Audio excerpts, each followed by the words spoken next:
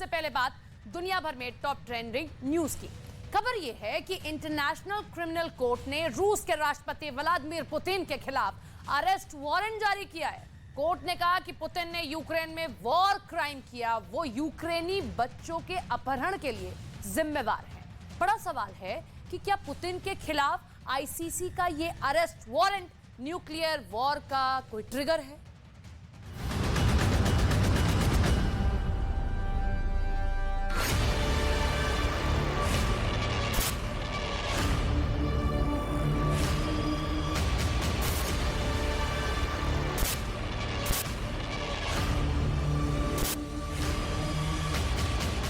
क्या रूस के राष्ट्रपति के हाथ में हथकड़ी लगने वाली है?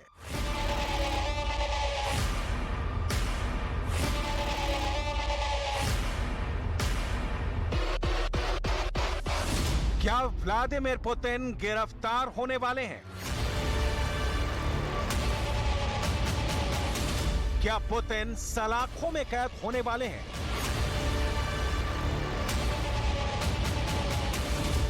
क्या क्रेमलिन के मेन गेट पर पुतिन के नाम पर अरेस्ट वारंट चस्पा होने वाला है?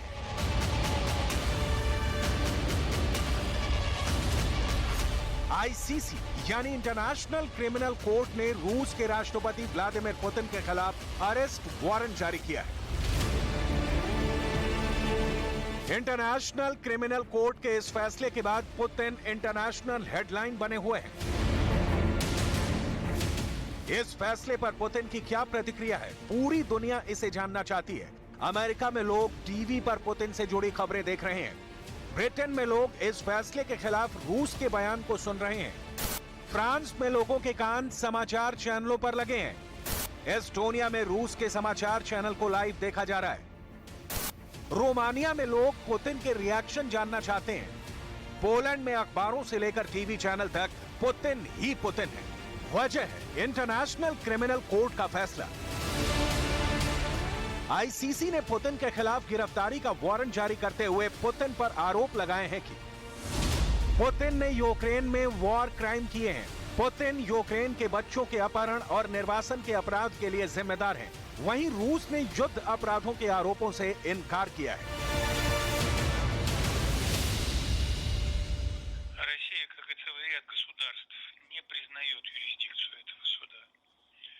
Соответственно, любые решения подобного рода являются для Российской Федерации с точки зрения права ничтожными. इंटरनेशनल क्रिमिनल कोर्ट ने यूक्रेन युद्ध को लेकर रूस के राष्ट्रपति व्लादिमीर पुतिन और रूस की बाल अधिकार आयुक्त मारिया अलेक्सेयेवना लावोवा बेलोवा की गिरफ्तारी के लिए अरेस्ट वारंट जारी किया है। Сильный удар по престижу Путина, потому что суд в Гааге это рубежный такой маркер, который отделяет Путина от европейской системы ценностей полностью и окончательно. Это скорее сплачивающий фактор для путинской элиты, для путинских сторонников, которые будут это воспринимать как происки Запада. Для них картинка крайне очевидна и проста. Весь Запад целиком ненавидит Россию. वहीं रूस के विदेश मंत्रालय की प्रवक्ता का कहना है कि कानूनी तौर पर रूस के लिए इस गिरफ्तारी वारंट का कोई मतलब ही नहीं है, क्योंकि रूस इंटरनेशनल क्रिमिनल कोर्ट का हिस्सा नहीं है। इंटरनेशनल क्रिमिनल कोर्ट जब बनाया गया था उस वक्त 123 देशों ने एक समझौते पर साइन किए थे, लेकिन रूस ने उस समझौते पर हस्ताक्षर नहीं किया था। इसी वजह से रूस आईसीसी के किसी फैसले को नहीं मानता। आगे बढ़ें उससे पहले इंटरनेशनल क्रिमिनल कोर्ट ने अपने फैसले में क्या लिखा है, इसे जान लीजिए। अदालत ने अपने फैसले में लिखा है कि ये मानने के उचित आधार हैं कि प्रत्येक आरोपी वॉर क्राइम, जनसंख्या के अवैध निर्वासन और यूक्रेन के कब्जे वाले क्षेत्रों में रूसी संघ में आबादी के अवैध हस्तांतरण के लिए जिम्मेदार है। This is an important moment in the process of justice before the ICC. The judges have reviewed the information and evidence submitted by the prosecutor and determined that there are credible allegations against these persons for the alleged crimes. The ICC is doing its part of work, as a court of law. The judges issued arrest warrants. Their execution depends on international cooperation. ICC ने आरोप तय किए हैं कि Putin ने युद्ध छेड़ने के बाद यूक्रेन के लोगों को देश छोड़ने पर मजबूर किया। इसमें ज्यादातर बच्चे शामिल हैं। पुतिन की सेना ने जानबूझकर रूसी कब्जे वाले इलाकों में उन लोगों को रहने के लिए कहा। इंटरनेशनल कोर्ट के मुताबिक ये अपराध 24 फरवरी 2022 से हो रहे हैं। यूक्रेन ने इस फैसले को रूस के वॉर क्राइम के खिलाफ एक बड़ा कदम करार दिया है। हालांकि पुतिन के सत्ता में रहते हुए ट्रायल की संभावना बेहद कम है, क्योंकि अदालत आरोपियों की गैरहाजिरी में सुनवाई नहीं कर सकती। साथ ही साथ रूस ने भी साफ कर दिया है कि वो अपने अधिकारियों को सरेंडर नहीं कराएगा। रूस आईसीसी का मेंबर नहीं है, इसलिए रूस में आईसीसी का फैसला लागू नहीं हो सकता। लेकिन एक सच ये भी है कि जो देश आईसीसी के सदस्य हैं, उन देशों को ये फैसला मानना होगा। इस फैसले के सामने आने के बाद इतना तो साफ हो गया है कि पुतिन की गिरफ्तारी वारंट से पश्चिमी देशों से उनका अलगाव और गहरा होगा। इसके साथ ही उनके विदेश आने जाने पर भी लगाम लग सकती है। लेकिन असल सवाल यह है कि क्या पुतिन को गिरफ्तार किया जा सकता है? आईसीसी यानी अंतर्राष्ट्रीय अपराध न्यायालय के पास किसी भी देश के नेता को गिरफ्तार करने की शक्तियां नहीं है। ऐसा इसलिए क्योंकि आईसीसी के पास खुद की पुलिस नहीं है। इंटरनेशनल लॉ के मुताबिक आईसीसी किसी भी देश के लीडर को दोषी तो ठहरा सकता है, उनके खिलाफ गिरफ्तारी वारंट भी जारी कर सकता है, लेकिन उनकी गिरफ्तारी के लिए वो दुनिया के देशों पर निर्भर रहता है।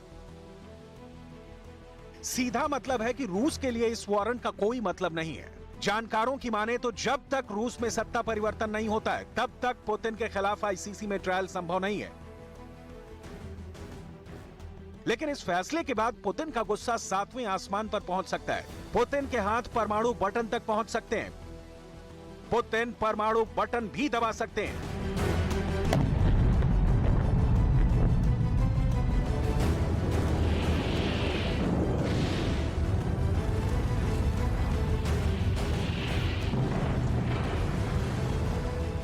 US think tank heritage foundation ने बहुत ही डरावनी रिपोर्ट तैयार की है। इस नई रिपोर्ट में परमाणु हमले के बढ़ते जोखिम को उजागर किया गया है। दावा किया गया है कि पुतिन यूक्रेन के खिलाफ सदी का सबसे भयानक फैसला ले सकते हैं।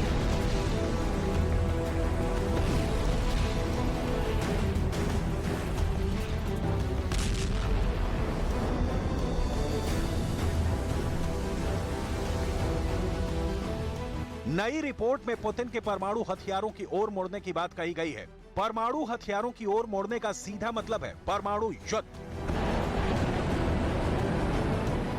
परमाणु युद्ध के संकेत पुतिन कई बार दे चुके हैं। हाल ही में यूक्रेन युद्ध के 1 साल पूरा होने पर पुतिन ने वो कह दिया जो पिछले 1 साल में कभी नहीं कहा था। अमेरिका के राष्ट्रपति बाइडेन की परमाणु धमकी के जवाब में पुतिन ने भी साफ कर दिया कि रूस को किसी भी कीमत पर झुकाया या डराया नहीं जा सकता। पुतिन के भाषण से यह भी शीशे की तरह साफ हो गया कि यूक्रेन युद्ध में किसी भी वक्त परमाणु बम का इस्तेमाल हो सकता है। पुतिन ने अपने भाषण में परमाणु परीक्षण की बात कही। पुतिन ने कहा कि अगर अमेरिका न्यूक्लियर टेस्ट करेगा तो रूस भी करेगा। पुतिन ने अमेरिका के साथ परमाणु करार को स्थगित करने की बात कही। यूक्रेन युद्ध के लिए अमेरिका को जिम्मेदार ठहराया। नाटो को चेतावनी दी तो परमाणु युद्ध पर भी खुलकर बोले। Министерство обороны России и Росатом должны обеспечить готовность к испытанию российского ядерного оружия. Первыми мы, разумеется, этого делать не будем. Но если США проведут испытания, то и мы проведем. Ни у кого не должно быть опасных иллюзий, что глобальный стратегический паритет может быть разрушен. पर्दे पर परमाणु युद्ध की बात और पर्दे के पीछे रूस के न्यूक्लियर फोर्स को हाई अलर्ट पर रखने के पीछे पुतिन की क्या रणनीति है, इसे जानने से पहले पुतिन की परमाणु बम के परीक्षण वाले सबसे बड़ी और नई धमकी के मायने समझ लीजिए। 5, 4, 3, 2, 1, 0.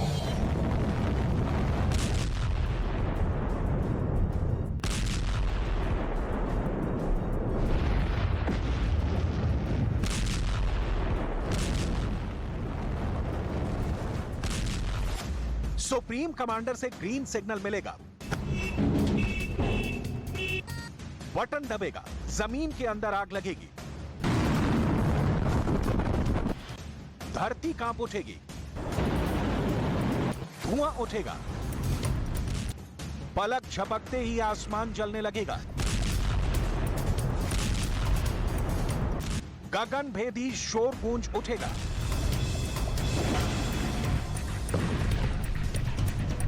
आग और धुएं में सना रेडिएशन का गुबार उठेगा।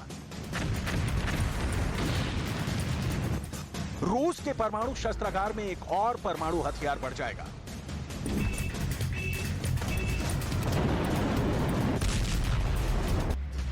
All Russian research institute of experimental physics के व्याचेस्लाव सोलोवियो ने दावा किया है कि अगर जरूरत पड़ी तो नोवाया ज़ेम्लिया में किसी भी वक्त रूस परमाणु परीक्षण कर सकता है।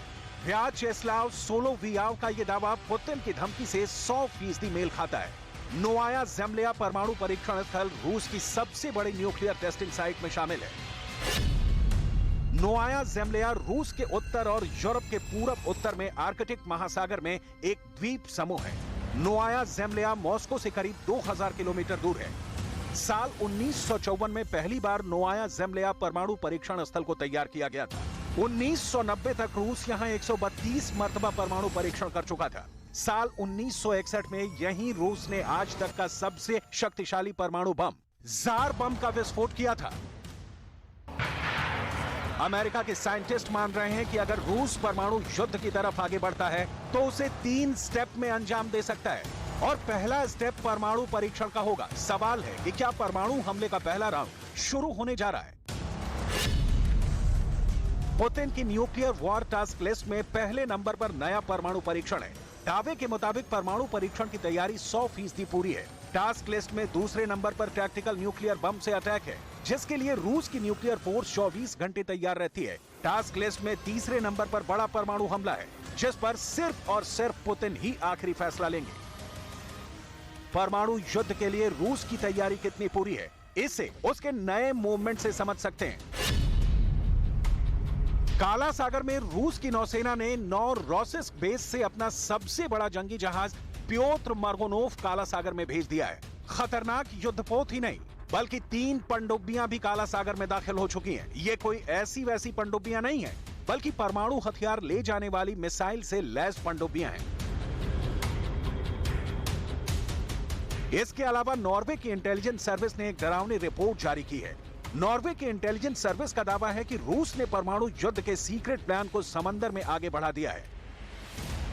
नॉर्वे के इंटेलिजेंस सर्विस रिपोर्ट में दावा किया गया है कि टैक्टिकल न्यूक्लियर हथियारों से लैस युद्धपोत और पनडुब्बियों को रूस ने आर्कटिक सागर और बाल्टिक सागर में एक साथ उतार दिया है। आर्कटिक सागर और बाल्टिक सागर में टैक्टिकल न्यूक्लियर हथियारों की मौजूदगी को नाटो देशों के लिए गंभीर खतरा बताया गया है। Denmark, Sweden, Finland, Estonia, Latvia, Lithuania, Poland और जर्मनी की सीमा बाल्टिक सागर से जुड़ी हुई है। वहीं आर्कटिक सागर में परमाणु हथियारों से लैस युद्धपोत और पनडुब्बियों से सीधा खतरा नॉर्वे, स्वीडन, फिनलैंड और अमेरिका तक को है।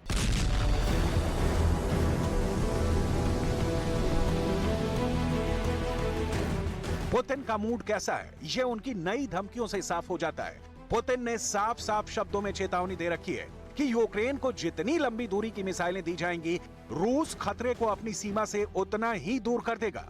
पुतिन के मुताबिक रूस और यूक्रेन का मामला लोकल था, लेकिन अमेरिका और उसके पश्चिमी देशों ने इसे दुनिया का मसला बना दिया। एक छोटे से युद्ध को परमाणु युद्ध के मुहाने पर पहुंचा दिया। ऐसे में आईसीसी के अरेस्ट वारंट के फैसले पर पुतिन सिर्फ जुबानी जवाब देंगे या फिर कोई बड़ा धमाका कर जवाब देंगे, इसे सोच सोच कर दुनिया डरी हुई है।